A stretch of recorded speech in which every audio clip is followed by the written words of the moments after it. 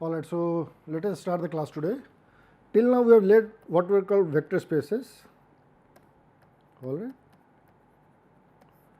And mostly we concentrated on examples coming from Rn, and towards the end we looked at fundamental spaces related with matrices, row space, column space, null space and left null space.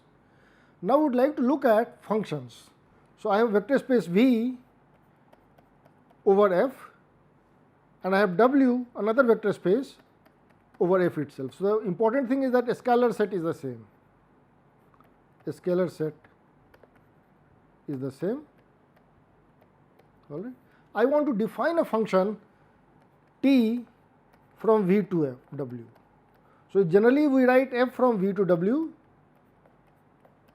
Functions were always represented with F. All right. But mostly we write here T because we use the word what are called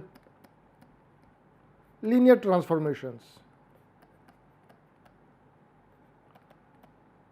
or what are called linear operators. If V is same as W. Alright, so this is the language that we use, linear transformation and linear operators.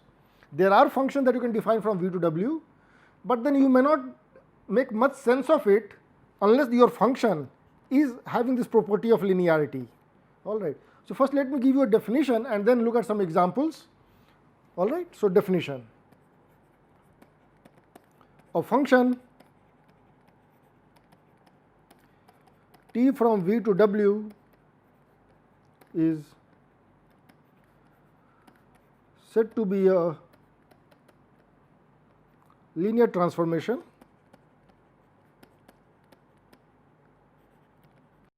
if T of V1 plus V2 is equal to T of V1 plus T of V2, and T of alpha V is equal to alpha times T of V.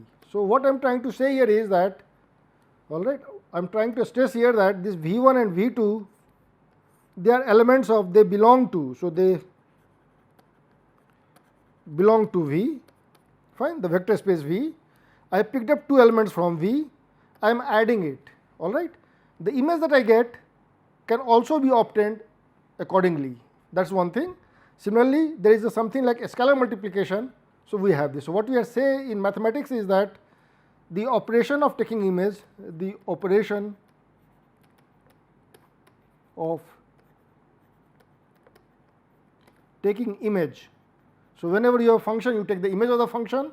So taking image, all right, commutes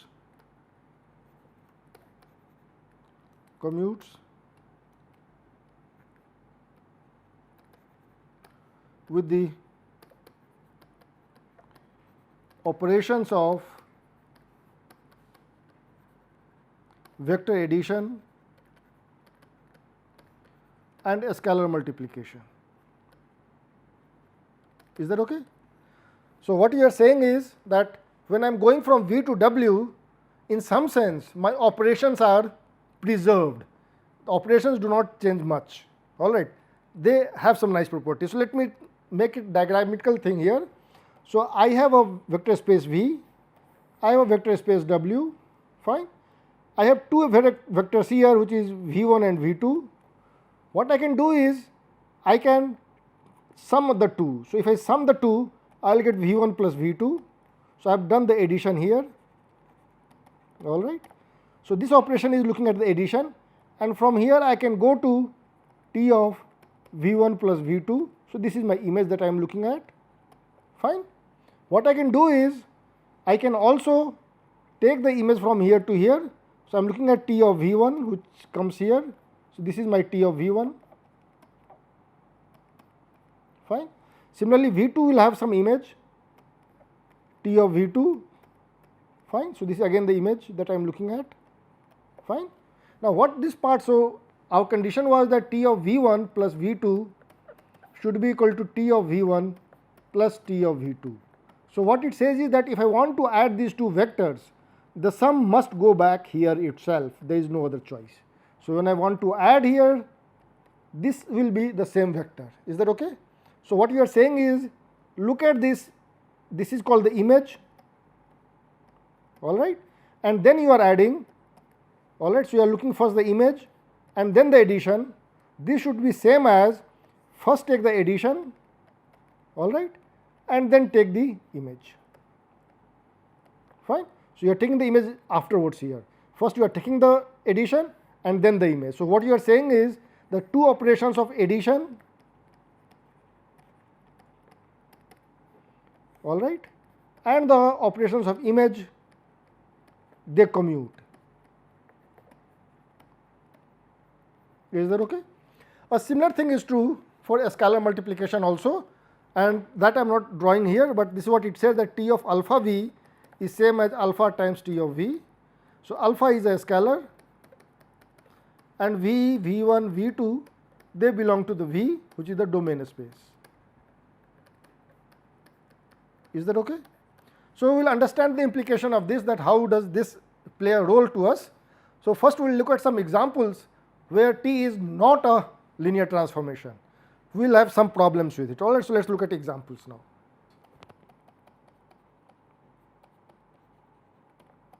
All right, the first example is, suppose there is a function t from v to w such that T of v is not equal to 0 to 0 of w, all right, 0 for any v belonging to v, all right.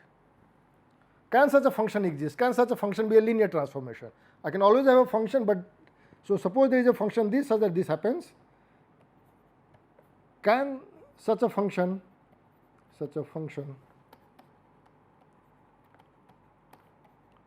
be a linear transformation?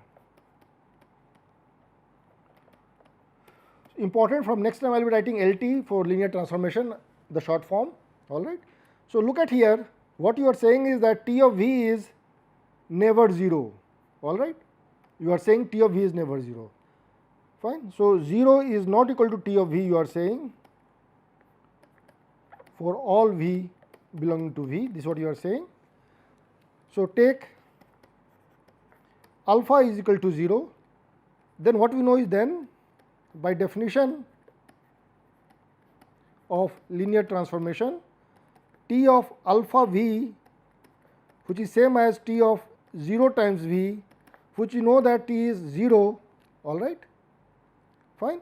And by definition, since this is a linear transformation, this should also be equal to alpha times T of v, but alpha is 0 here, alpha I am taking at 0, so it is 0 times T of v, so this has to be 0, all right. So, it says that whatever you do, if T is a linear transformation, then T must send the 0 vector of the domain to the 0 vector of the codomain. Is that okay? So, that is what it is important, that 0 has to go to 0. It means that there is always a point which is being set to 0, therefore, such a T cannot exist. Such a function cannot be a linear transformation. Is that okay? So, that is one example. Let us look at some more examples. 2. Define T from R to R by T of x is equal to x square, all right. I know that x is a real number, x square is also a real number, fine, and therefore, T x equal to x square is a meaningful function, there is no problem as such. But we know that R is a vector space over R itself, all right. So, therefore, by definition of linear transform, t of 2 times x should be equal to 2 times t of x, fine, because it is true for every alpha, true for every alpha belonging to R. So, in particular I am looking for alpha is equal to 2, I am trying to compute it. So, this side is 2 times x square, whereas this by definition, look at the definition, it is t of x is x square. So, it is 2x whole square, which is equal to 4x square. So, what you are saying is that these two are equal, all right. So, this is equal, so 4x square is equal to 2x square implies x is 0, all right. So, you are saying that this is meaningful only at 0, at nowhere else it is meaningful, all right. So, if x is not 0 and x belongs to R, then t does not satisfy t of alpha x is equal to alpha times t of x. Is that okay? So, it does not satisfy, that is more important, it does not satisfy, fine. So, I cannot have such a function. Similarly, I would like you to see that you cannot have t of x as sin x, fine. Why? If t is sin x, again there is a problem with alpha x that will come into play. Can I have t of x is equal to x plus 2, fine. So, think about it again. So, t of alpha x is supposed to be alpha times t of x. So, it will give me alpha times x plus 2, which is nothing but alpha x plus 2 alpha, but at the same time this will give me, look at the definition, it will just give me alpha x plus 2. So, again I have an issue here. What we are saying is that alpha x plus 2 is equal to alpha x plus 2 alpha, all right. So, again I cannot have a constant here which is coming into play. So, I cannot have a square, I cannot have a constant, I cannot have sin x, cos x and so on. So, question is that what type of functions can I have, and is it worth reading, because there are most of the examples that we studied in our class 11th and 12th was x square, polynomials, sine, cos, tan and so on. All of them they are somehow failing here, fine. It turns out that there are lots and lots of examples which are very, very important, and all of them, when I am looking at a vector space V as a finite dimensional vector space, they lead it to what are called matrices itself, all right. So, we have seen a lot of examples here where it is not a vector space. Now, we look where it is not a linear transformation.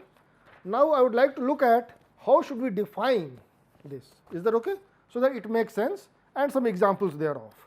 So, let me look at some examples now again back, which are linear transformations, all right, examples now, which are positive answers, examples.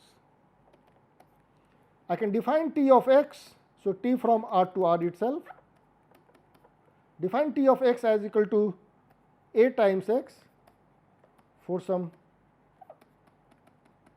fixed a belonging to R, all right.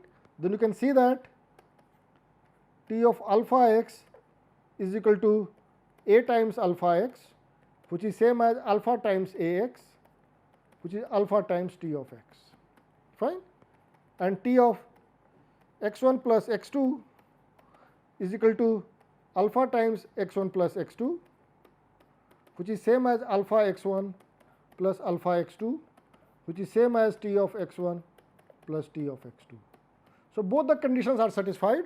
So, it is a linear transformation, fine. 2, I can define t from R2 to R2 by t of xy is equal to 2x plus 3y and say x minus 5y. I would like you to see that this is nothing but 2, 3, 1 minus 5 times xy, fine. So, basically what we are saying is that t of x, capital X, where capital X is x comma y, is nothing but a times x, fine. And you can see here that t of capital X plus capital Y, which is supposed to be a times x plus y, is same as a x plus a y, which is same as t of capital X plus t of capital Y, fine. I also have t of alpha x is equal to a times alpha x, which is alpha times a of x, which is alpha times t of x. So again both the conditions are satisfied. So you can see that this a had nothing to do special, that it was a 2 cross 2 in this case. So nothing special about it. You can do it for a general also. So I take any a which is m cross n, fine. I want to talk of a times x. So a is m cross n. So this x has to be n cross 1, and therefore I need to define t from Rn to Rm, and I define t of x is equal to ax, fine. So once I have done that, this matrix multiplication tells me that this is an element of Rm, all right, and as above you can verify that this is indeed a linear transformation, fine. So matrices we have got. What more examples that you can think of? So let me look at some more examples. I don't know if it was example 3 or 4. So fourth example for me, I define t from Rn, or say R4 to R of all polynomials, all right, set of all polynomials with real coefficients and polynomial in x. I define t of, so element R4 are nothing but some a0, a1, a2, a3. I can think of this as 4 components. I define t of this as a0 plus a1x plus a2x square plus a3x cube. So this in general is an element of R of x and 3, all polynomials of degree less than equal to 3. So that's the way I am defining here, fine. So I can define it whatever way you want. You can define it like this. So you can see that t is a linear transformation. Just verify it for yourself. Fifth,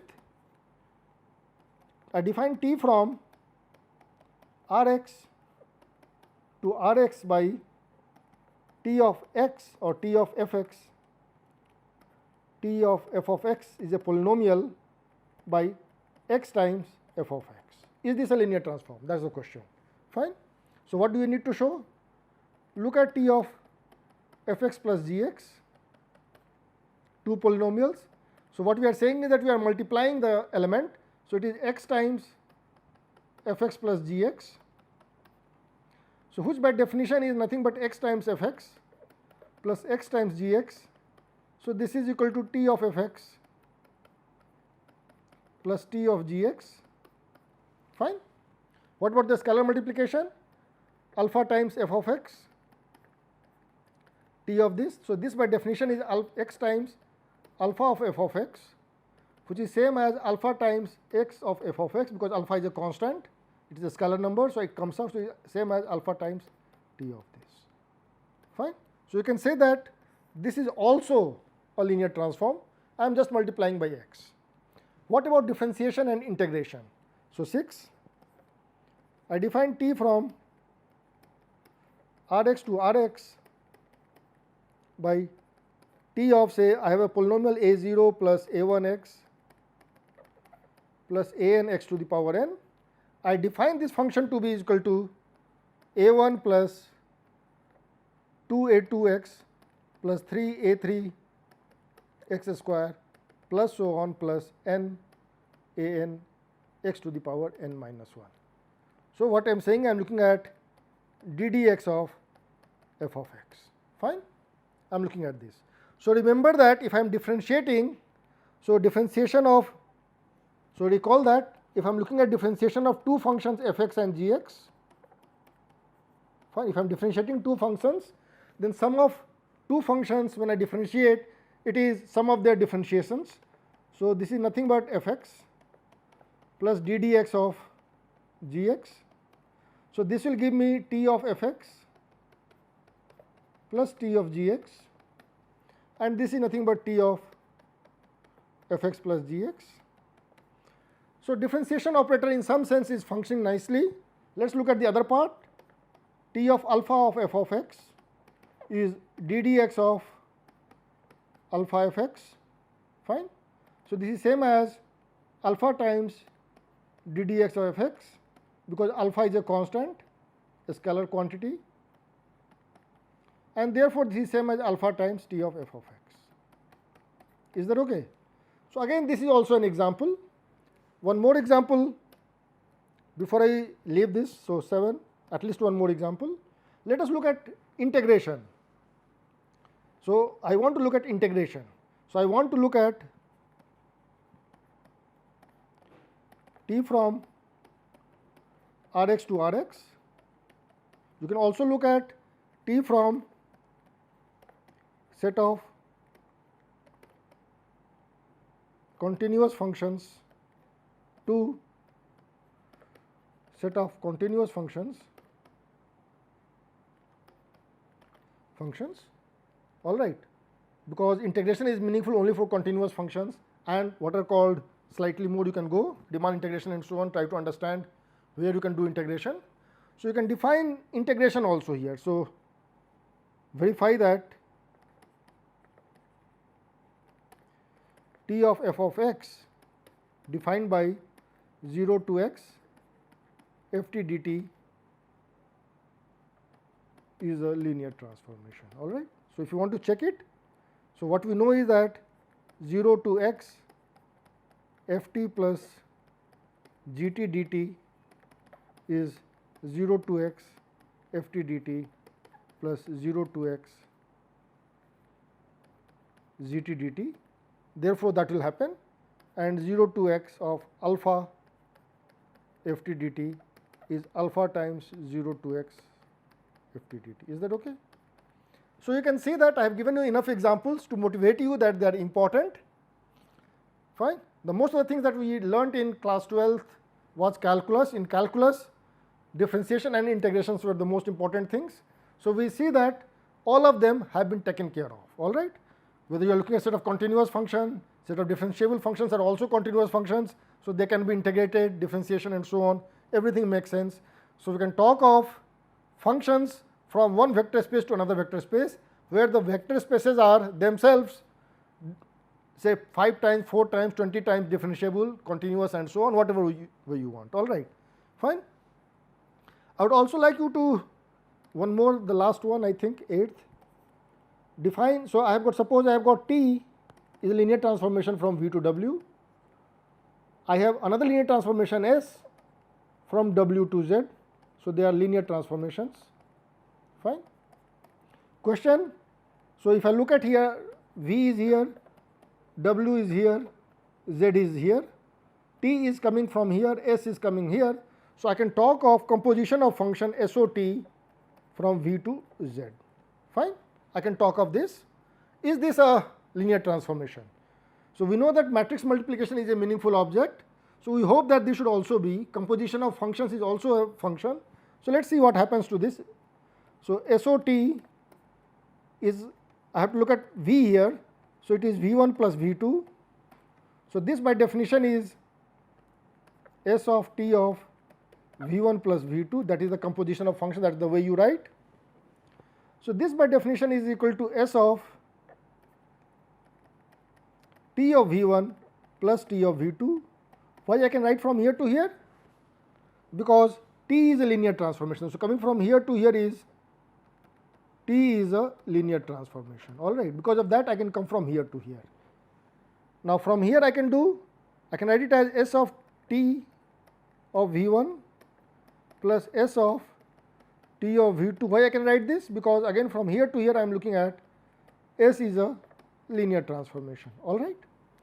So at one step it is t is a linear transformation is giving me the one part, the next part it is the S is a linear transformation which is giving me the other part, which is same as SOT of V1 plus SOT of V2, fine. Is that okay?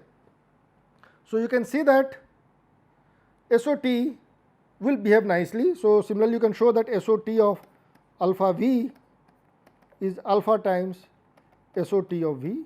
So try that out yourself and show that it is indeed true, fine. So now we have looked at quite a few examples for a matrix A also. So from here I can say that this will imply that I can talk of S composed with S composed with S n times, and we generally write it as S to the power n. Or similarly, if T is the linear transformation, T composed with T, k times, we will write it as T to the power k, fine. So, they are analogues of A to the power n, A to the power k, where these are matrices, fine. So, those analogues are there, let us not worry about that part, fine. So, now let us look at some theorems in this respect. What are the theorems here? So, lot of examples have been there, non-examples are also there, some results, small results. One result that we had already proven earlier was theorem that if T is a linear transformation from V to W, T a linear transformation, then T sends the 0 vector of V to 0 vector of W, or what we are saying is that T of 0 is 0, that we have already seen, fine. Next thing is very important, very important.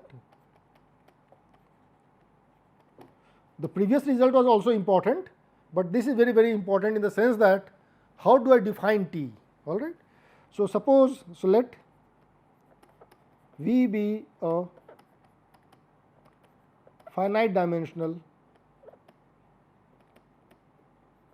this is very important, finite dimensional vector space over F.